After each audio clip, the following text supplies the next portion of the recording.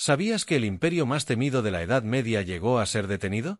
¿Cómo logró un reino europeo enfrentar y aplastar a los mongoles cuando nadie más podía hacerlo? En este vídeo descubrirás cómo Hungría logró una de las hazañas más sorprendentes de la historia militar y cambió para siempre el rumbo de la expansión mongola. Cómo se convirtió un grupo de tribus nómadas en la fuerza militar que aterrorizó a Eurasia entera. ¿Qué hizo del imperio mongol una amenaza tan grande que, para muchos, parecía imposible de detener? Antes de entender cómo Hungría logró frenar su avance, primero debemos comprender quiénes eran realmente los mongoles y por qué su presencia en Europa provocó el mayor pánico militar del siglo XIII. La historia del imperio mongol no es solo una historia de conquista, es la historia del surgimiento de una máquina de guerra perfectamente diseñada para arrasar con cualquier civilización que se interpusiera en su camino. El origen del imperio mongol se encuentra en las vastas estepas de Asia Central, un entorno duro, implacable y que moldeó a sus habitantes desde la infancia. Los mongoles crecían sobre un caballo antes casi de saber caminar, aprendían a cazar desde pequeños y vivían en constante movimiento. Esta vida nómada los convirtió en jinetes extraordinarios, capaces de recorrer distancias enormes sin descansar y acostumbrados a sobrevivir con recursos mínimos. Pero esta habilidad por sí sola no explica su ascenso. La pieza clave que transformó a estas tribus dispersas en un imperio fue la aparición de un líder excepcional, Temujin, conocido para la historia como Gengis Khan. Gengis Khan logró lo que parecía imposible: unificar a las tribus mongolas, que hasta entonces se encontraban en conflictos constantes entre sí. Lo hizo mediante diplomacia, alianzas estratégicas y, cuando era necesario, una violencia implacable. Su liderazgo construyó algo completamente nuevo: un ejército disciplinado, leal y preparado para obedecer órdenes sin cuestionamientos. Bajo su mando, los mongoles dejaron de ser un conjunto de clanes y se convirtieron en una fuerza unificada con una sola misión: expandir su dominio. Lo que hizo al ejército mongol tan temido no fue únicamente su número, sino su movilidad y sus tácticas innovadoras. Su arma principal no eran las espadas ni las lanzas, sino el arco compuesto, una pieza de ingeniería ligera y mortal capaz de perforar armaduras incluso desde un caballo al galope. Los soldados mongoles no eran simples guerreros, eran arqueros entrenados desde la infancia, capaces de disparar con precisión mientras realizaban maniobras evasivas. Esta combinación de velocidad y potencia de fuego los convertía en un enemigo extremadamente difícil de enfrentar para los ejércitos europeos, que dependían mucho más de la caballería pesada y formaciones rígidas. Pero la movilidad mongola no se basaba solo en la habilidad del jinete. Cada guerrero llevaba varios caballos, que alternaba para no agotarlos. Esto les permitía desplazarse más rápido que cualquier ejército sedentario, cubriendo distancias que para otros tardarían semanas en cuestión de días. Esta velocidad no solo sorprendía al enemigo, sino que hacía muy difícil que los ejércitos europeos pudieran seguir sus movimientos o preparar defensas adecuadas. A esto se sumaba su disciplina férrea. El ejército mongol estaba organizado en unidades de 10, 100, 1000 y 10.000 hombres, lo que les permitía una coordinación increíble en el campo de batalla. Cada soldado sabía exactamente qué hacer y cuándo hacerlo, y las órdenes se cumplían de inmediato. Nada se dejaba al azar. Además, los mongoles utilizaban tácticas psicológicas devastadoras, desde fingir retiradas para atraer al enemigo hacia trampas, hasta sembrar terror en las poblaciones locales para evitar resistencias prolongadas. A mediados del siglo XIII, el imperio mongol ya había conquistado China del Norte, arrasado Persia, destruido ciudades del Cáucaso y aterrado al mundo islámico. Su fama se expandía más rápido que sus ejércitos. Europa escuchaba historias de ejércitos que desaparecían, de ciudades arrasadas en días y de líderes que se rendían sin luchar por miedo a ser exterminados. Cuando los mongoles finalmente llegaron a las puertas de Europa, no llegaron como un enemigo desconocido, sino como una pesadilla anunciada. Para Europa, acostumbrada a guerras entre reinos divididos y ejércitos relativamente pequeños, la llegada de los mongoles fue un shock. Era como enfrentar un tipo de enemigo completamente nuevo, con tácticas nunca vistas, velocidad inalcanzable y una agresividad que no tenía comparación. Y Hungría, situada en el centro de Europa Oriental, fue una de las primeras en sentir ese impacto. Para entender cómo este reino logró resistir los años después, primero debemos comprender con claridad qué tan poderosa y temible era la maquinaria militar que estaba a punto de caer sobre ellos.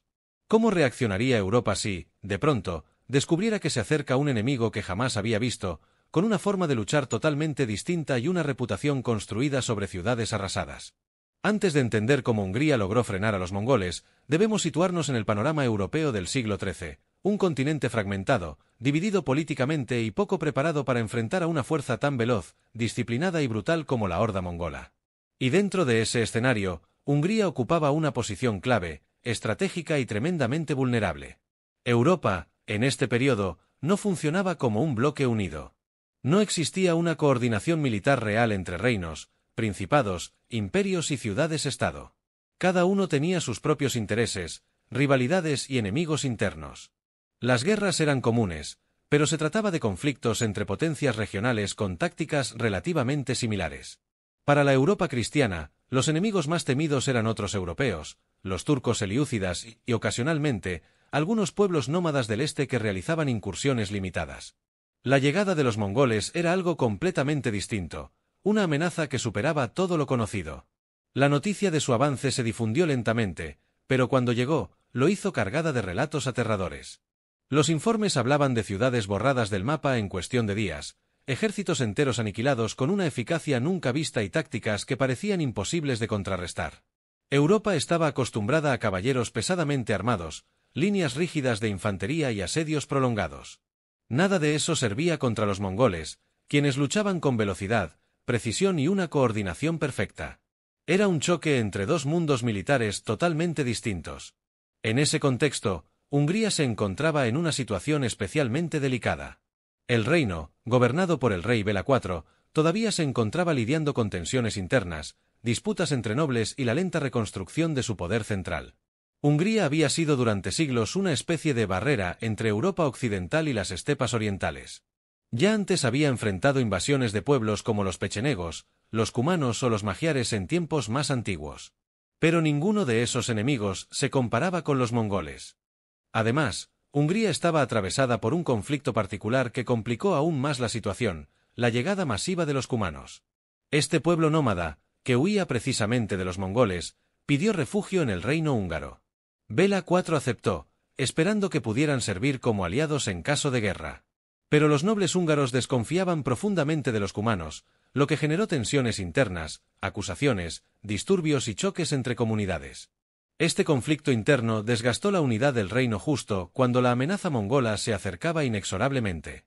En el plano militar, Hungría se basaba principalmente en su caballería pesada, considerada una de las mejores de Europa Oriental. Pero había un problema enorme: ese tipo de tropa era exactamente lo que peor funcionaba contra los mongoles. La caballería húngara estaba entrenada para cargas frontales potentes, para romper líneas enemigas y aplastar formaciones compactas. Los mongoles, en cambio, rara vez luchaban en formaciones estáticas. Se movían constantemente, evitaban el choque directo con caballería pesada y preferían desgastar al enemigo con arqueros montados, maniobras envolventes y falsas retiradas. En pocas palabras, Hungría tenía un ejército poderoso, pero diseñado para un tipo de enemigo totalmente distinto. El reino tampoco contaba con fortificaciones adecuadas para enfrentar una invasión a gran escala. Muchas ciudades todavía usaban murallas de madera, fáciles de incendiar, y los castillos de piedra no estaban distribuidos estratégicamente. Esta debilidad estructural sería explotada sin piedad por los mongoles durante la invasión de 1241. Además, Europa occidental, pese a las advertencias húngaras, no tomó en serio la amenaza. Para muchos reinos, los mongoles eran un problema lejano, algo que ocurría más allá del horizonte. No había intención de enviar tropas, ni existía un plan de defensa conjunto. Hungría quedó prácticamente sola frente a la tormenta. Sin embargo, lo más importante de este periodo previo es la transformación interna que comenzó en el reino. Bela IV, consciente del peligro, trató de fortalecer el Estado, reorganizar el ejército y mejorar las defensas. Pero estas reformas estaban aún en sus primeras etapas cuando los mongoles llegaron por primera vez. Esta invasión inicial, devastadora pero aleccionadora, marcaría el inicio de un cambio profundo que, años después, convertiría a Hungría en el primer reino europeo capaz de frenar al imperio mongol con éxito. Para entender cómo ese cambio ocurrió, primero debemos conocer la catástrofe inicial, el día en que Hungría fue aplastada en Mohi y obligada a renacer desde las cenizas. ¿Cómo reacciona un reino cuando el desastre llega sin aviso y en cuestión de horas destruye todo aquello en lo que confiaba? Para entender cómo Hungría terminó derrotando a los mongoles años después, primero debemos mirar de frente uno de los episodios más traumáticos de su historia, la primera invasión mongola y, en particular, la batalla de Mohi en 1241. Ese enfrentamiento no solo fue una derrota aplastante para Hungría, fue un golpe tan devastador que obligó al reino a reconstruirse desde sus cimientos. Mohi no fue simplemente una batalla perdida, fue una revelación brutal sobre la clase de enemigo al que se enfrentaban. Cuando los mongoles entraron en Europa Oriental, lo hicieron con una rapidez y coordinación casi inimaginables para los estándares militares europeos. Venían de arrasar grandes ciudades del Rus de Kiev y de derrotar a príncipes que, para los occidentales, parecían poderosos. Pero Hungría no creyó realmente en la magnitud de este peligro hasta que fue demasiado tarde. El rey Bela IV había intentado reunir a su ejército, mediar con los cumanos y advertir a otros reinos europeos, pero las tensiones internas, la desconfianza entre nobles y la falta de una estrategia unificada dejaron al país vulnerable. La batalla de Moí fue el golpe más duro. Ocurrió el 11 de abril de 1241, cerca del río Sajó. El ejército húngaro, dirigido por Bela IV y sus comandantes, confiaba en que podría detener el avance mongol utilizando su caballería pesada y su superioridad numérica. Pero los mongoles, liderados por Subotai, uno de los mejores estrategas de toda la historia militar, tenían un plan completamente distinto. Mientras los húngaros se concentraban en un solo punto del cruce del río, creyendo haber contenido la ofensiva, Subotai dividió sus fuerzas y ejecutó una maniobra doble, un ataque frontal acompañado de un ataque envolvente por un puente improvisado construido durante la noche. Esta táctica tomó completamente por sorpresa a los defensores. Cuando el ejército mongol irrumpió por ambos flancos, el ejército húngaro quedó atrapado en una trampa perfecta. Su caballería, diseñada para cargas potentes, no podía maniobrar en el caos del campo de batalla. Los arqueros mongoles lanzaron una lluvia constante de flechas, mientras que su caballería ligera evitaba el combate directo hasta que los húngaros estuvieran completamente desordenados. En pocas horas, la batalla se transformó en una masacre. Miles de soldados murieron sin comprender la estrategia mongola, y el propio rey Bela IV solo logró escapar milagrosamente, huyendo hacia el oeste. La derrota de Moí no fue solo militar. El impacto psicológico fue enorme. La población quedó aterrorizada. Ciudades sin defensas adecuadas cayeron en días. Los mongoles se movían con tanta rapidez que ninguna región tenía tiempo de prepararse. Las historias de destrucción se multiplicaban, pueblos quemados, murallas derribadas y aldeas enteras desaparecidas. Para Europa Occidental, la caída de Hungría fue una alarma, pero la magnitud del desastre no fue comprendida del todo. Para Hungría, en cambio, fue una herida abierta que marcaría a toda una generación. La retirada mongola de 1242 tampoco trajo consuelo inmediato. Aunque Hungría no fue ocupada de forma permanente, el daño ya estaba hecho. La economía estaba devastada, la población disminuida, las defensas destruidas y la confianza nacional quebrada. Pero aquí es donde se encuentra uno de los puntos más importantes de esta historia. En lugar de rendirse al miedo, Hungría decidió aprender. El rey Bela IV, profundamente afectado por el desastre, inició una transformación completa del reino. Fue este proceso, nacido del dolor y la necesidad, el que más tarde permitiría a Hungría enfrentar y derrotar a los mongoles en su segunda gran ofensiva. La primera invasión, entonces, no es solo un preludio. Es el punto en el que Hungría descubre que su forma tradicional de pelear no sirve contra un enemigo como los mongoles. Moí es el día en que el reino quedó al borde del colapso, pero también el día en que comprendió que tenía que cambiar radicalmente si quería sobrevivir a una nueva amenaza. Y esa transformación es lo que nos lleva a la siguiente etapa de esta historia, el renacimiento de Hungría bajo Bela IV y su preparación para el regreso inevitable del imperio más temido del mundo medieval. ¿Cómo se levanta un reino después de haber sido prácticamente destruido? ¿Cómo se transforma una derrota aplastante en la base de una futura victoria? Tras el desastre de Moí en 1241, Hungría parecía destinada a desaparecer bajo el poder mongol. Pero lo que ocurrió después fue una de las reconstrucciones más impresionantes de la Europa medieval. Bajo el liderazgo del rey Bela IV, el reino no solo se recuperó, se reinventó por completo. Y fueron precisamente esas reformas, nacidas del dolor y la urgencia, las que décadas después permitirían a Hungría hacer lo impensable, resistir y derrotar a los mongoles. Después de la invasión, Bela IV quedó marcado profundamente por el trauma de ver su reino devastado. La derrota no fue solo militar, sino estructural. La falta de fortificaciones sólidas, la desunión entre la nobleza y la ausencia de una red defensiva eficiente habían permitido a los mongoles avanzar casi sin oposición. Bela comprendió que recuperar el reino no bastaba, había que rediseñarlo para que nunca más pudiera ser vulnerado de ese modo. Y así comenzó una transformación que cambiaría para siempre la historia de Hungría. La primera decisión clave de Bela IV fue reconstruir el sistema defensivo del reino, pero esta vez de forma moderna y estratégica.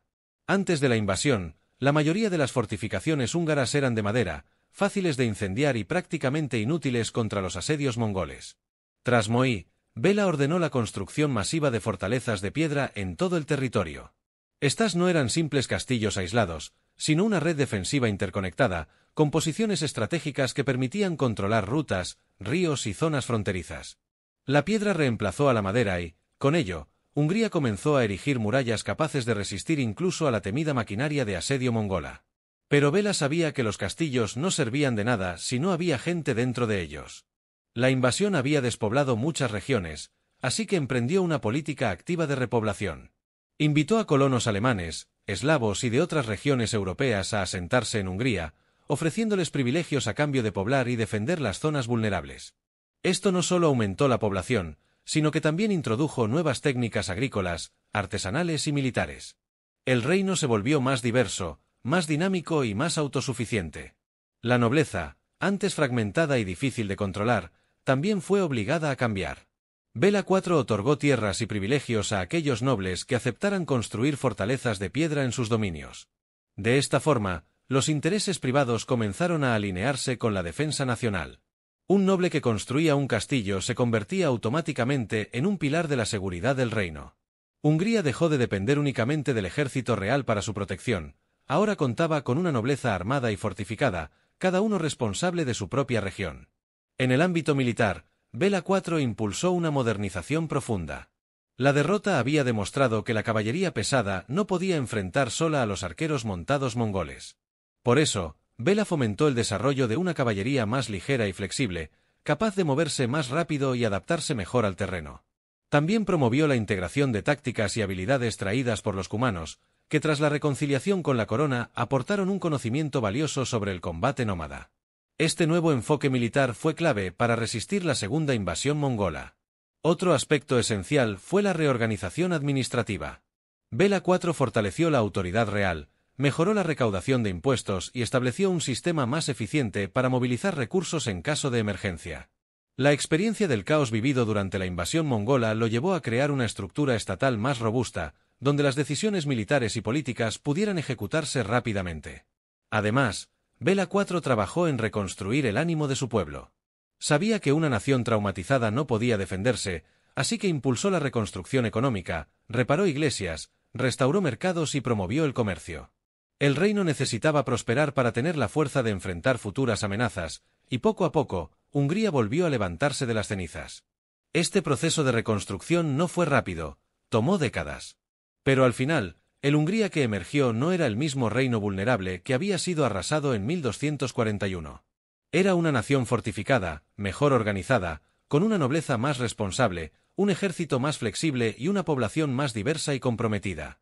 Era, en resumen, un reino preparado para resistir lo que antes lo había destruido. Y cuando los mongoles regresaron, décadas después, descubrieron que ya no enfrentaban a la Hungría débil de Moí, sino a una potencia europea transformada, lista para enfrentarlos y esta vez, detenerlos. Antes de seguir, no olvides suscribirte para no perderte más contenido como este. Así estarás siempre al tanto de nuestros próximos vídeos. Ahora, sigamos. ¿Cómo se prepara el imperio más temido del mundo para regresar a un territorio que ya devastó una vez?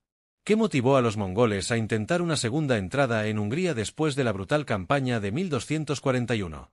Para entender cómo Hungría logró derrotarlos finalmente, debemos comprender primero por qué los mongoles volvieron, quiénes los lideraban y qué diferencias tenía esta nueva invasión respecto a la primera. Porque esta no fue una repetición de Moí, fue un intento más frío, más calculado y más estratégico por parte de un imperio que aún creía que Europa podía ser sometida. Después de la primera invasión, el imperio mongol no abandonó sus ambiciones sobre Europa. Su retirada en 1242 no había sido causada por una derrota europea, sino por circunstancias internas, la muerte del gran Khan Ogedei y la necesidad de regresar para participar en la elección de su sucesor. En otras palabras, los mongoles no habían sido vencidos, simplemente habían pospuesto sus planes. A ojos de los generales mongoles, Hungría era una tierra rica, fértil, estratégicamente situada y que había mostrado debilidad estructural. Era un objetivo perfecto. Décadas después, bajo nuevos líderes y con una nueva generación de guerreros, el Ulus de la Horda Dorada retomó la idea de someter Europa Oriental.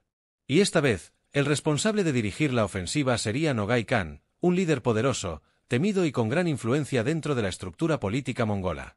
Junto a él estaba Telebuga, otro comandante ambicioso que buscaba expandir el territorio de la Horda y consolidar su posición interna mediante una gran victoria militar.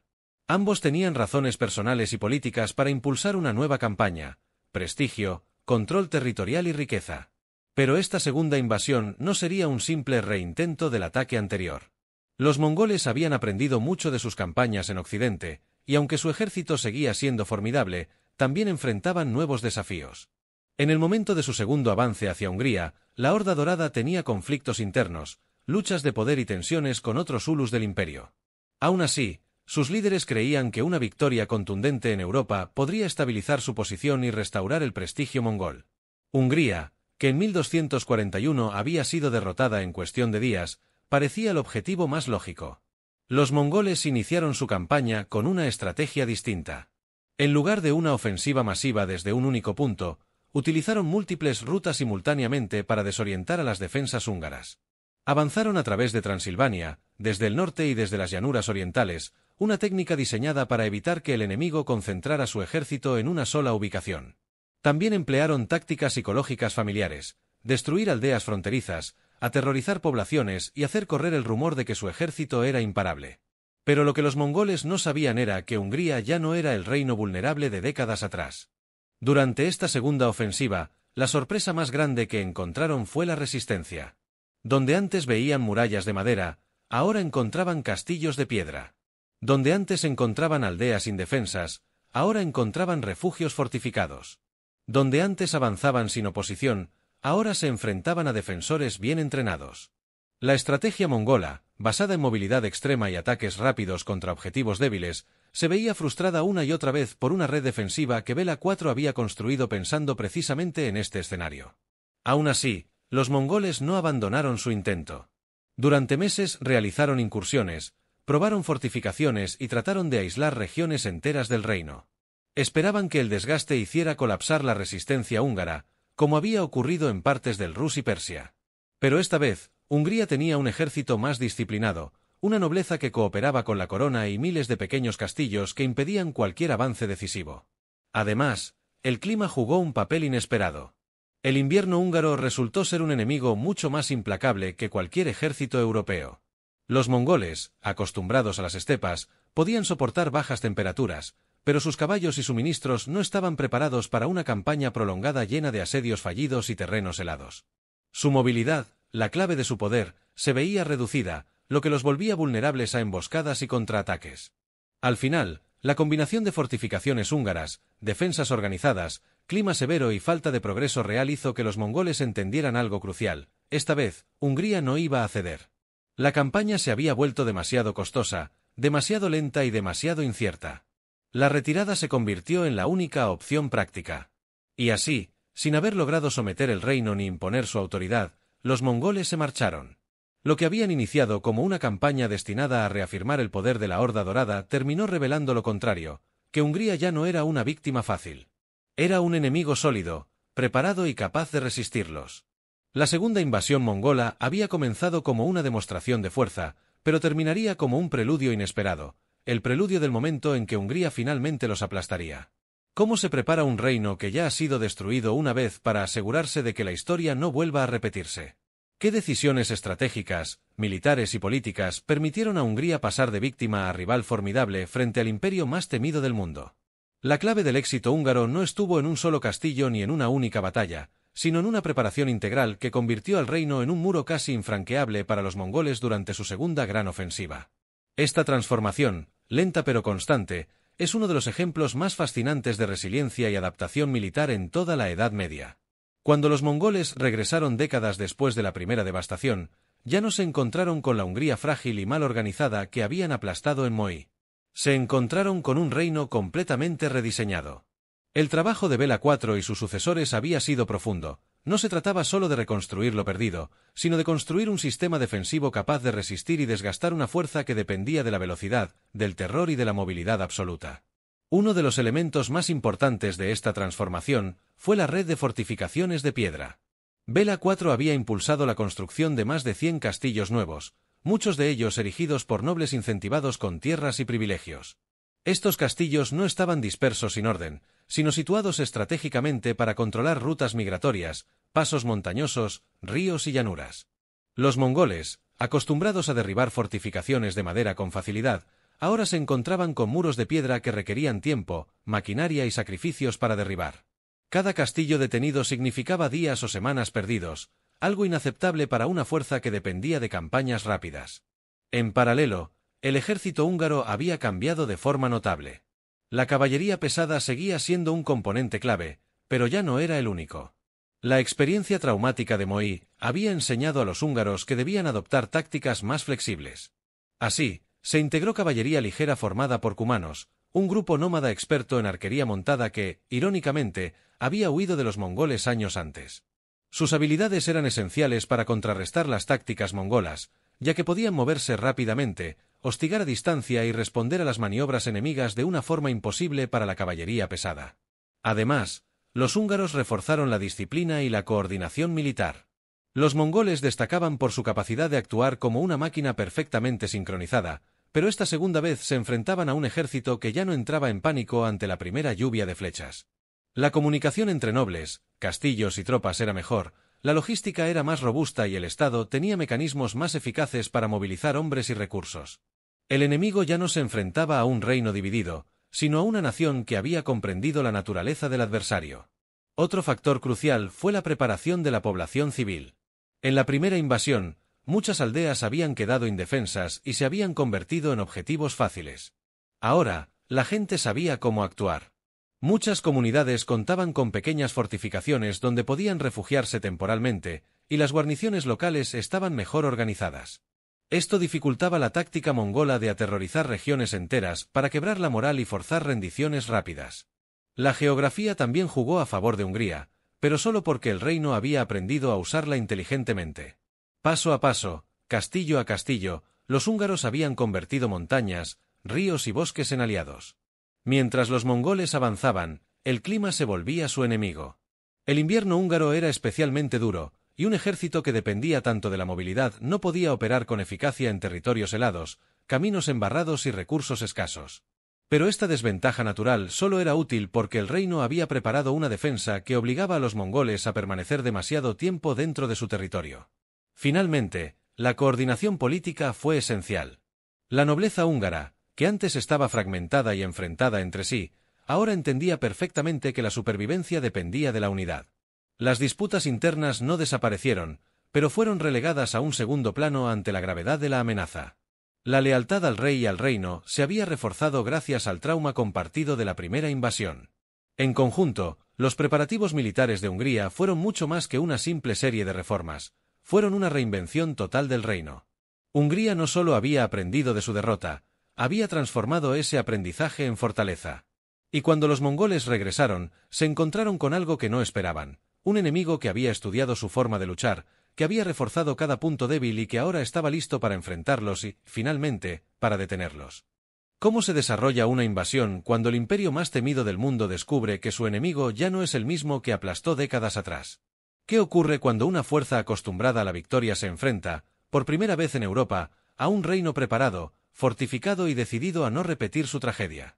La última gran ofensiva mongola contra Hungría es un choque fascinante, no solo por su intensidad, sino porque marca el momento en que la poderosa maquinaria militar mongola comienza a mostrar límites reales.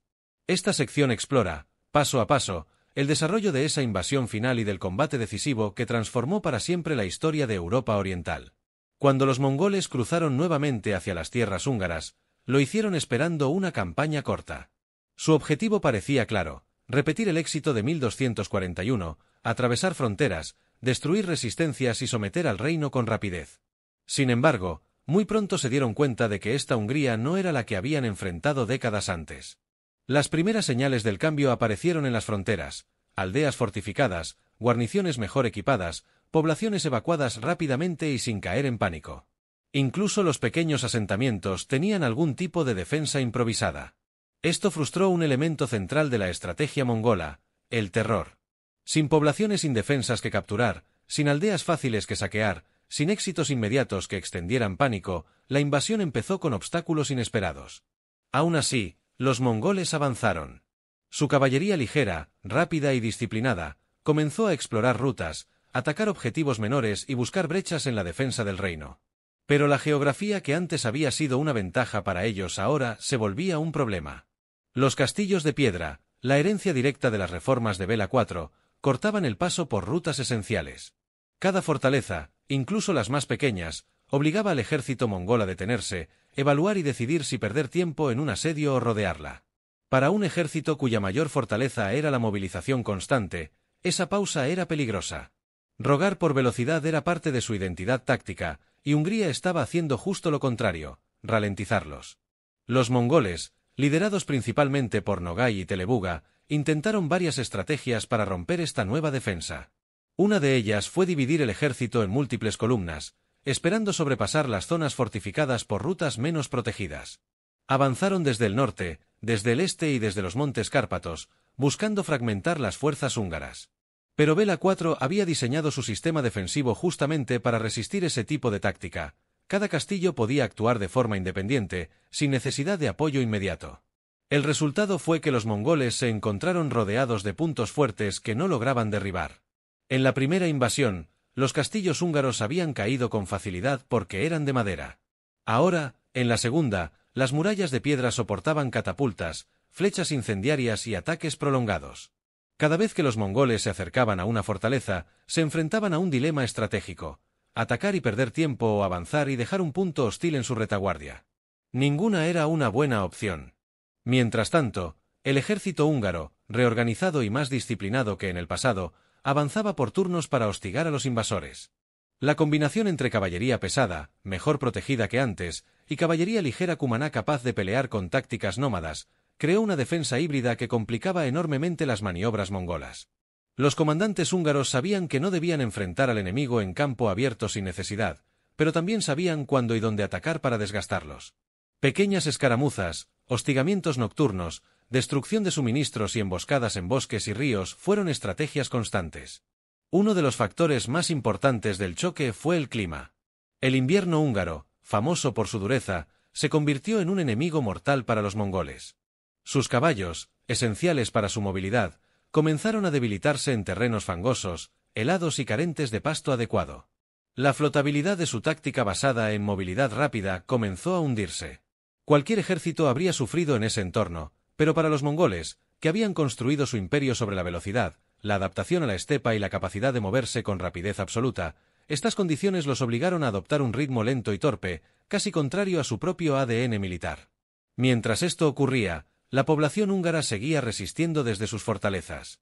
Cada fracaso mongol en tomar una plaza reforzaba la moral del reino. Las cartas estaban cambiando. Por primera vez en Europa, los mongoles encontraban resistencia prolongada y efectiva. Y el desgaste acumulado comenzó a notarse. Sin avances significativos, sin victorias rápidas y sin capacidad para romper el sistema defensivo implementado tras Moí, los mongoles empezaron a perder entusiasmo, recursos y cohesión. El momento decisivo llegó cuando, tras meses de incursiones fallidas, los mongoles intentaron concentrar fuerzas para una gran ofensiva final. Su objetivo era forzar una batalla campal que obligara a los húngaros a salir de sus fortificaciones. Pero esta vez, Hungría no cayó en la trampa. La estrategia húngara fue simple pero brillante: no ofrecer a los mongoles el tipo de batalla que ellos querían, sino mantenerlos expuestos al invierno, al desgaste y a las dificultades logísticas. La combinación de fortificaciones resistentes, ataques selectivos, clima letal y un ejército que conocía ya la táctica mongola terminó rompiendo el impulso del invasor. Cuando murallas, emboscadas y el terreno hostil hicieron imposible avanzar, la Horda Dorada se vio obligada a asumir la realidad: no podían aplastar a Hungría como la primera vez. Ya no era posible sostener la campaña sin arriesgar pérdidas masivas. La retirada, lenta y frustrante, marcó el final práctico de la segunda gran invasión mongola al reino. En ese momento, Hungría había logrado lo que pocos creían posible. No solo había resistido a los mongoles, los había desgastado, detenido y obligado a retirarse. Esta victoria indirecta, sin una gran batalla final, sin una épica carga final, fue una victoria estratégica monumental. Los mongoles habían chocado por primera vez con una estructura defensiva adaptada a su estilo de guerra, y el resultado fue claro: Hungría había aprendido, se había levantado y estaba lista para enfrentarlos en cualquier terreno. Este choque no terminó solo con una retirada. Cambió para siempre la percepción de los mongoles en Europa. Y preparó el terreno para el momento histórico en que, finalmente, Hungría no solo resistiría, sino que aplastaría por completo a la fuerza invasora. ¿Cómo se derrumba una invasión cuando parecía destinada al éxito? ¿Qué factores concretos transforman a la fuerza militar más temida del mundo medieval en un ejército obligado a retirarse sin haber logrado su objetivo? La derrota mongola en Hungría durante su segunda gran ofensiva no ocurrió con una única batalla espectacular, sino como la suma de errores estratégicos, condiciones adversas y la sorprendente preparación húngara. Esa combinación fue fatal para los invasores. El primer factor decisivo fue el sistema defensivo construido por Bela IV. Las fortalezas de piedra no solo resistieron los ataques mongoles, sino que también interrumpieron por completo su movilidad, la base absoluta de su poder militar. En la primera invasión, los mongoles se movían rápido porque prácticamente nada había que los detuviera. En la segunda, cada castillo era un muro que frenaba su avance, que obligaba a rodearlo o intentarlo asediar. Ambos escenarios consumían tiempo, recursos y moral. El segundo factor fue el clima. El invierno húngaro actuó como un enemigo invisible pero devastador. La caballería mongola dependía de pastos abundantes para mantener sus caballos fuertes y móviles. En terrenos helados, pantanosos y con nieve que dificultaba el acceso a alimento, los caballos perdían vigor rápidamente. Sin caballos, los mongoles perdían su identidad militar.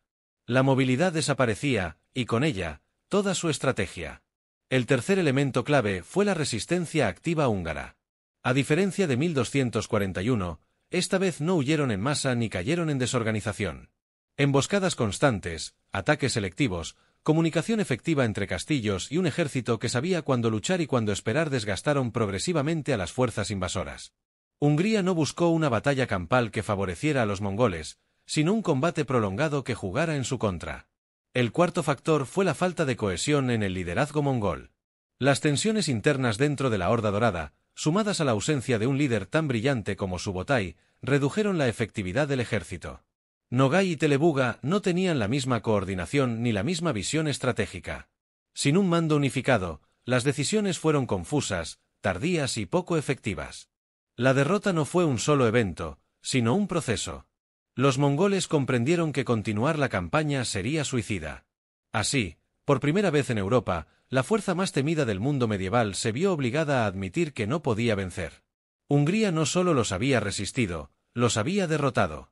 ¿Qué sucede cuando el enemigo que parecía invencible finalmente es detenido? ¿Cómo cambia Europa después de que Hungría logra lo que ningún otro reino había conseguido: frenar y desgastar a la máquina de guerra mongola? Las consecuencias del fracaso mongol en Hungría fueron profundas y transformaron no solo al reino, sino también el equilibrio militar de toda la región. Este no fue solo un triunfo local, fue un punto de inflexión para la historia europea. La primera consecuencia fue la redefinición de la estrategia defensiva europea. Hasta entonces, muchos reinos no comprendían plenamente la amenaza mongola o creían que sus tácticas tradicionales serían suficientes. El éxito húngaro demostró que los mongoles podían ser resistidos si se aplicaban defensas estratégicas, fortificaciones de piedra, ejércitos mixtos con caballería ligera y pesada, y una coordinación territorial efectiva. Los reinos vecinos tomaron nota y comenzaron a fortalecer sus propias defensas, siguiendo en parte el modelo húngaro. En segundo lugar, la victoria fortaleció enormemente la posición política de Hungría dentro de Europa. El reino pasó de ser visto como una víctima de la invasión de 1241 a convertirse en un bastión que protegía el continente. Los gobernantes europeos respetaron más a la corona húngara y, en algunos casos, buscaron alianzas y apoyo diplomático. Hungría se consolidó como una potencia regional respetada y estratégica. La derrota mongola también tuvo implicaciones internas. La nobleza húngara, antes fragmentada y enfrentada, comprendió el valor de la unidad. La supervivencia frente a un enemigo tan poderoso reforzó la autoridad del rey y solidificó la importancia de una nobleza cooperativa. La estructura del reino se volvió más estable y menos propensa a conflictos internos. En el ámbito militar, Europa experimentó un despertar. Durante décadas, los mongoles habían sido considerados invencibles. Su retirada demostró que su poder tenía límites. Esto elevó la moral de otros reinos y sentó las bases para que Europa desarrollara su propio estilo militar más adaptado a amenazas externas. Finalmente, esta derrota marcó el fin de las grandes campañas mongolas hacia el oeste.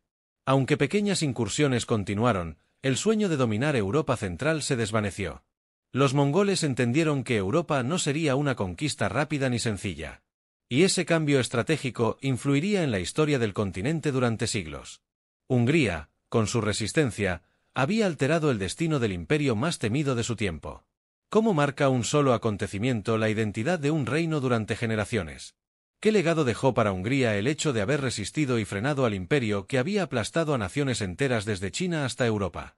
La derrota mongola en suelo húngaro no fue solo un éxito militar, fue un punto clave en la construcción de la identidad nacional y en el desarrollo futuro del reino.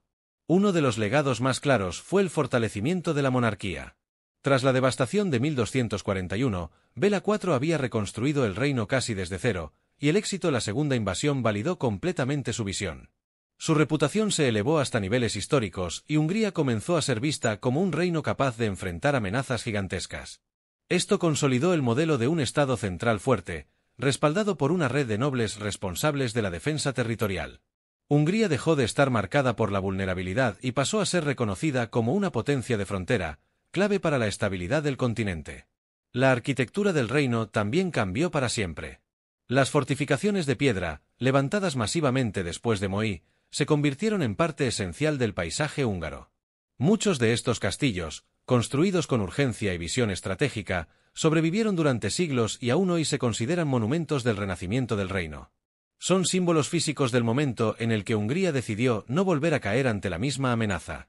En el plano militar, Hungría desarrolló un modelo propio que mezclaba la tradición europea de caballería pesada con tácticas nómadas aprendidas de los cumanos. Este híbrido militar fue esencial no solo para resistir a los mongoles, sino para las guerras que vendrían en los siglos siguientes. Hungría se convirtió en un reino temido por su capacidad de adaptarse al estilo de combate de cualquier enemigo. Culturalmente, la resistencia contra los mongoles se convirtió en una parte importante del orgullo nacional. Crónicas, canciones y relatos transmitieron la idea de un reino que había enfrentado al enemigo más poderoso de su tiempo y había sobrevivido. Este episodio contribuyó a la idea de un pueblo resistente, capaz de renacer tras la destrucción. En resumen, la victoria defensiva contra los mongoles dejó en Hungría una herencia política, militar y cultural que moldearía su futuro durante siglos. Fue el momento en que el reino no solo sobrevivió, sino que definió quién era. La historia de cómo Hungría resistió y finalmente detuvo al imperio más temido del mundo demuestra que incluso ante la mayor amenaza, un reino puede renacer, adaptarse y triunfar. Si te ha gustado este viaje por una de las hazañas más sorprendentes de la Edad Media, suscríbete para no perderte futuros episodios, deja tu like para apoyar el canal y cuéntame en los comentarios qué otro momento decisivo de la historia te gustaría explorar. Tu participación impulsa que sigamos creando contenido épico.